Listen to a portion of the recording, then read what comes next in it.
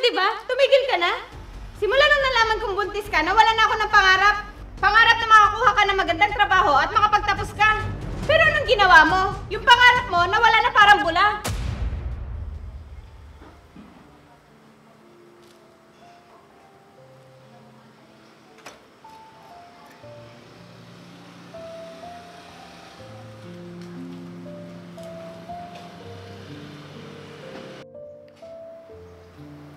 Anak, nasan ka na?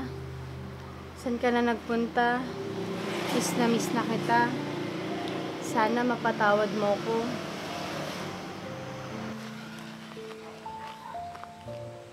Sige, Amy. Lapitan mo yung lola mo. Hi! Anak? Mabuti nagbalik ka, Rysel! Ako rin po. Sobrang na-miss po kita, Nay. Patawad po sa mga nagawa ko sa inyo. Ito na ba'y apo ko? Opo, Nay. Siya nga po pala, si Amy. Ano po, Lola? Ang laki mo na pala, apo. Opo, Nay. Mabilis po lumaki ang mga bata ngayon. Oo nga, anak.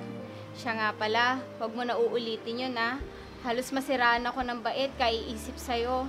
Opo, Nay. Hindi na po mauulit. Kamusta naman po kayo nung wala ako? Ayun, maraming nagbago.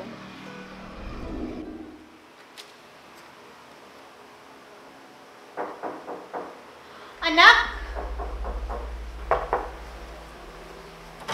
Anak! Ay, Rose, ikaw pala. Magandang araw po, tita. Hindi ka, pasok ka. Maupo ka Salamat muna. po.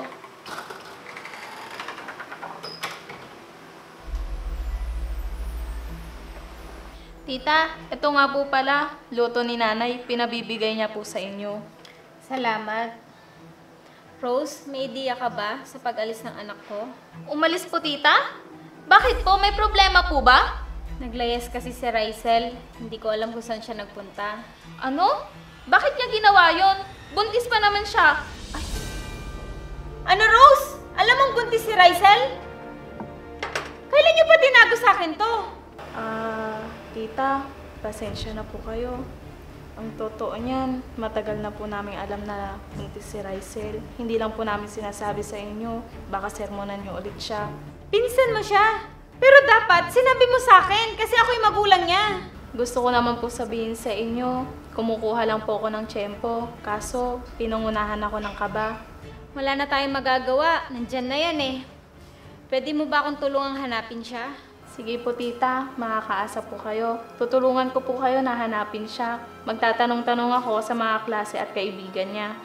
Maraming salamat, Rose. Sana mahanap na natin ang anak ko. Sige po tita, mauna na rin po ako. Sige.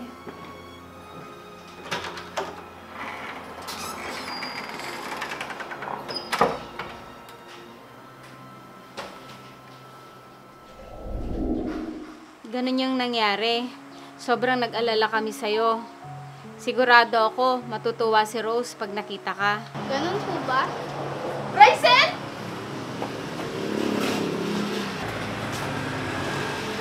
Sobrang nag-alala ako sa'yo. Pasensya ka na ha, kung hindi kita nakontak. Ayos lang yon, mabuti at bumalik ka. Siya na ba yung anak mo? Oo, siya nga pala, si Amy, anak ko. Anak, magmano ka kay tita? Ano po, tita? Tara, pumasok muna tayo sa loob para magmerienda. Sige po tita. Marami akong ikukwento sa'yo, ate.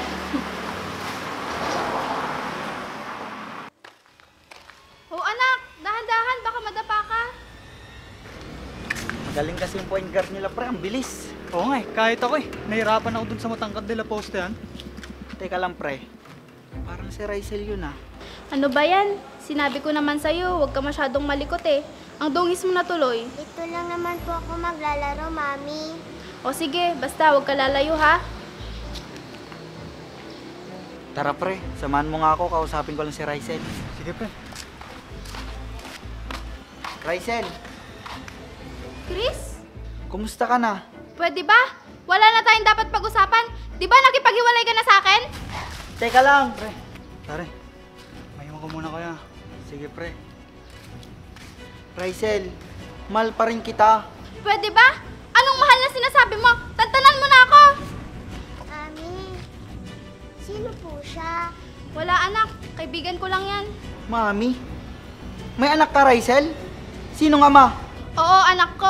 Kaya pwede ba? Huwag mo na akong sundan. Tara na, anak. Huli na pala ako, Rysel. Bumalik ako para balikan ka sana. Dahil mahal na mahal pa rin kita.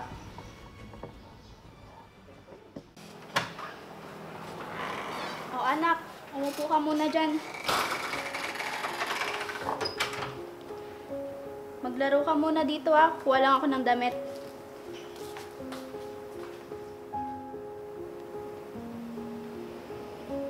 Anak, wag kang lalapit dun sa lalaking yun kanina ha. Bakit naman po, Mami? Basta, makinig ka na lang kay Mami. Oh, nandito na pala kayo. Mano po? Ano po, Lola? Kawaan kayo ng Diyos. O bakit parang ang seryoso na pinag-uusapan niyo mag-ina? Anak, pumasok ka muna sa kwarto. Sige po, Mami. Nay, nakita ko po kanina si Chris. Sinong Chris, anak? Siya po yung tatay ni Amy. Nag-usap ba kayo?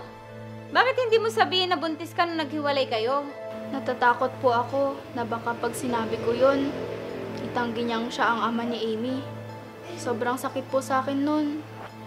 Anak, walang lihim na hindi nabubunyag. Kaya dapat, hanggat maaga, sabihin mo sa kanya ang totoo. Pero Nay, iniisip ko po kasi baka hindi niya tanggap si Amy. Ipasa Diyos mo na lang ang lahat, anak, at gagabayan ka niya. Opo, Nay. Salamat po. Ate, sandali lang tayo dito Baka kasi hanapin ako ni Amy. Oo, may kukuhanin lang naman tayo dito. Ay, ate, teka lang. Andiyan si Chris.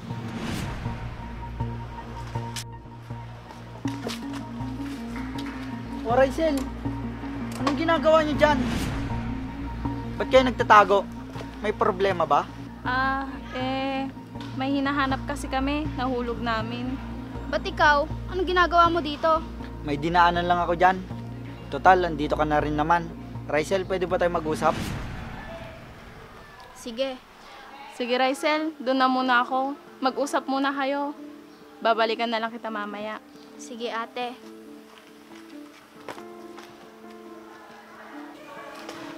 Rysel, sorry kung nakipag-iwalay ako sa'yo agad. Gusto ko sanang sabihin sa'yo na gusto ko makipagbalikan. Dahil hanggang ngayon, mahal na mahal pa rin kita. Chris? Alam mo, kung hindi ka pa handa, maghihintay ako. May sasabihin sana ako sa'yo. Bakit? Ano yun? Yung batang kasama ko nung nakaraan, siya yung anak mo. Ano? Teka nga, paano ko naging anak yun? Nabuntis ako nun, nung naghiwalay tayo. At ikaw yung ama. Eh bakit hindi mo agad sinabi sa akin? Natakot ako na baka pag sinabi ko sa'yo, sabihin mo hindi mo siya anak. Hindi ka man lang naawa sa bata? Na lumaki siyang hindi kumpleto yung natatanggap niyang pagmamahal? Hindi mo ba alam na hinanap kita? Pero wala ka na sa tinitirhan mo nun. Bakit? Hindi mo man lang naisip na tawagan ako? Sinubukan ko. Pero pinangunahan ako ng takot ko. Sana maintindihan mo yon. Hindi mo ba alam? Nakarapatan ko rin yun bilang ama. Pero tinanggalan mo ako ng karapatan para sa kanya. Chris, ano ba?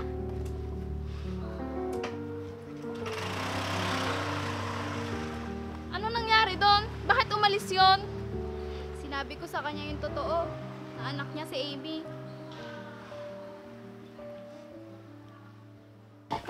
Oo, ikaw na bahala. Oo, basta. Gawin mo na lang yan.